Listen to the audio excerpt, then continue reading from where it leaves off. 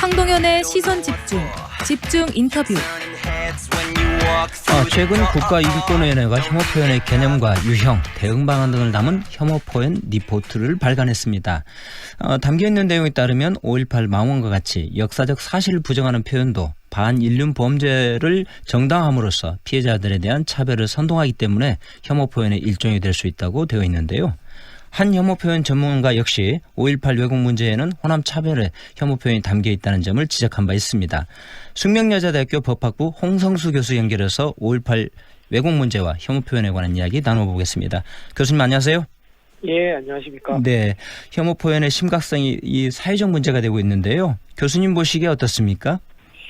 예, 사실은 한 2010년경부터 혐오 표현 문제가 조금 한국 사회에서 큰 문제가 됐다고 할 수가 있을 것 같고요. 네. 그 이후에 인터넷을 통해서 많은 사람들이 혐오 표현 관련 게시물들을 좀 쏟아내고 어느 틈에는 약간 이게 일상화됐다고 해야 될까요? 네. 많은 사람들이 별다른 문제의식 없이 이렇게 막 내뱉거나 이런 일들이 좀 일반화됐다고 좀 볼 수 있지 않을까. 그래서 굉장히 심각한 한국 사회의 한 사회 문제로 떠오르고 있는 것 같습니다. 네네.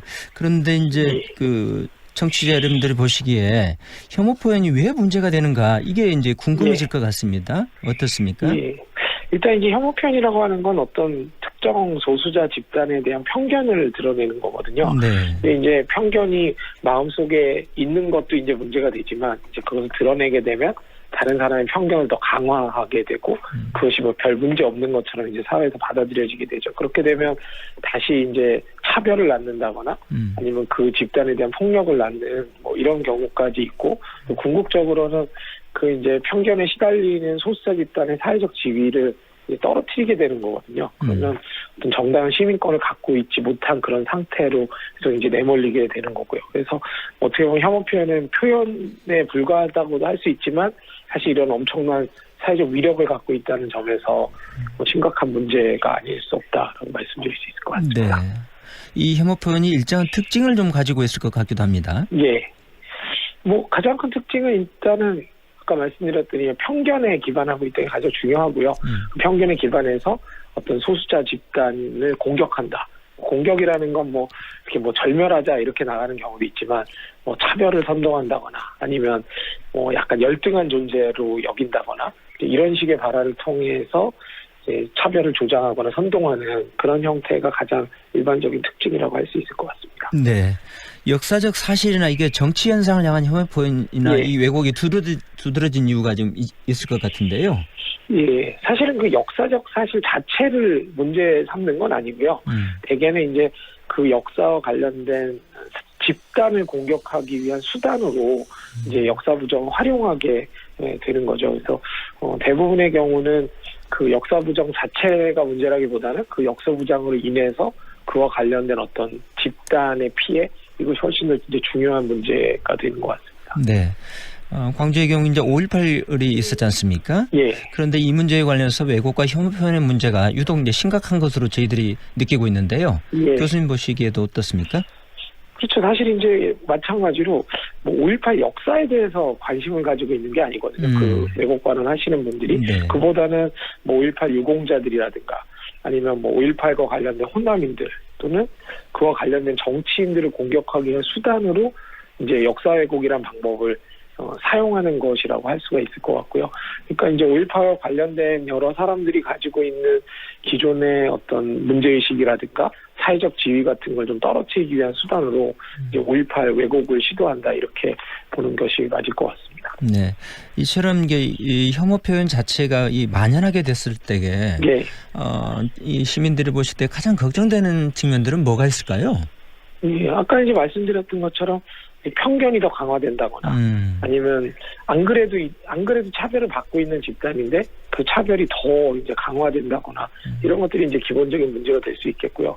그다음에 이제 사실 혐오를 쏟는 분들이 특히 이제 사회에 대한 어떤 좀 불만들을 가지고 있는 건 사실이거든요. 네. 근데 이제 불만의 원인이 그 소수자 집단에게 있는 건 전혀 아닌데 엉뚱하게 이제 책임을 전가하고 희생양을 만든다는 점에서 사실 어떻게 보면 우리 사회의 진짜 문제를 놓치게 만드는 그런 또 부작용도 있는 것 같습니다. 네. 이 같은 문제에 대해서 이게 편견이 강화되거나 이 차별성이 네. 강화된다고 봤었을 때에 어떻게 대응하는 것이 좋겠는가 하는 게 문제의식이 좀 있는데요. 예. 사실은 이제 뭐 가장 그 해외에서 많이 쓰이는 방법 중에 하나는 그 이제 발언 자체를 형사처벌하는 방법이 기본적으로 있을 수는 있고요. 근데 이제 그게 많이 알려져서 그렇지 사실 뭐 유럽이나 미국에서 형사처벌하는 방법만 쓰고 있는 건 아니거든요.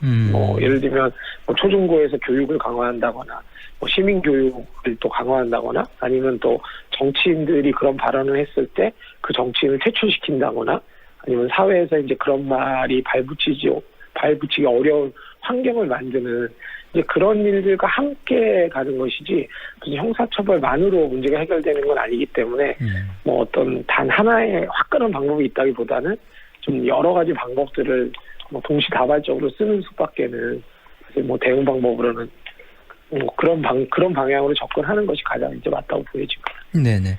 5.18의 경우라 하면 이 왜곡이나 혐오 표현 자체로 끝나는 것이 아니라 이게 민주주의를 훼손하는 심대한 문제로 이어질 수 있다는 게 지적이 있습니다. 어떻게 보십니까?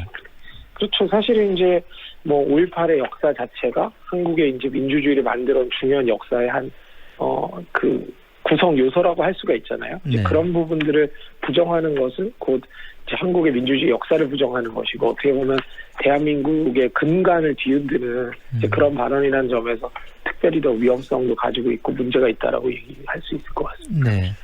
근데 최근 이게 소통 방식 자체가 이게 SNS 시대이다 보니까 그리고 이제 유튜브가 이렇게 만연해 있지 않습니까? 근데 그러다 보니까 이거 이제 파장 속도는 확산성이 엄청 빠를 텐데요. 맞습니다. 이런 문제들을 극단적으로 막을 수 있는 방법이 뾰족하게 없을 것 같다 이런 생각도 드는데요. 어떻습니까? 그러니까 저는 이제 보통 뭐라고 말씀드리냐면 이걸 다 근절하려고 하면 사실 굉장히 어렵거든요.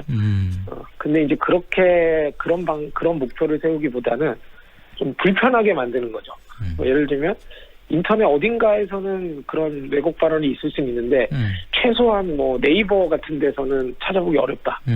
또는 유튜브 같이 이제 많은 사람들이 그나마 SNS에 뭐 그런 동영상 게시물에서는 좀 찾아보기 어렵다. 이런 식으로 또는 뭐 정치인들이나 사회 유명 인사가 그런 말을 했다가는 사회에서 퇴출된다. 뭐 이제 이런 식의 분위기들을 조성해서 뭐 지금은 너무 이제 쉽게 발화가 되잖아요. 아무런 제재를 받지 않고 그렇게 하기보다는 좀 불편하고 어렵게 만드는. 그래서 저는 뭐 비유적으로는 이제 구석으로 좀 몬다라는 표현을 쓰거든요. 그러니까 아예 없애기보다는 좀 불편하게 만들고 구석으로 계속 몰아가는 저는 그런 작업들을 하는 것이 이제 가장 좀 유효한 방법이 아닐까 싶습니다. 이 혐오 표현의 문제를 표현의 자유 문제와는 어떻게 구별해서 좀 생각을 해봐야 될까요?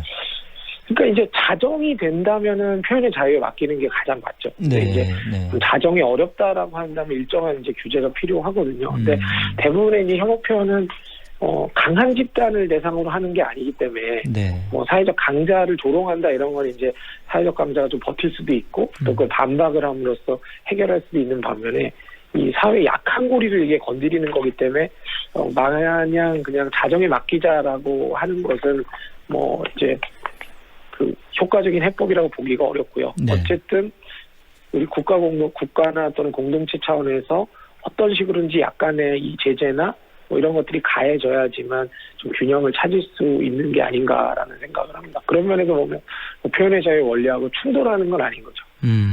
네, 오늘 말씀 여기까지 듣도록 하겠습니다. 고맙습니다. 예, 감사합니다. 네, 지금까지 숙명여자대학교 법학부 홍성수 교수와 함께했습니다.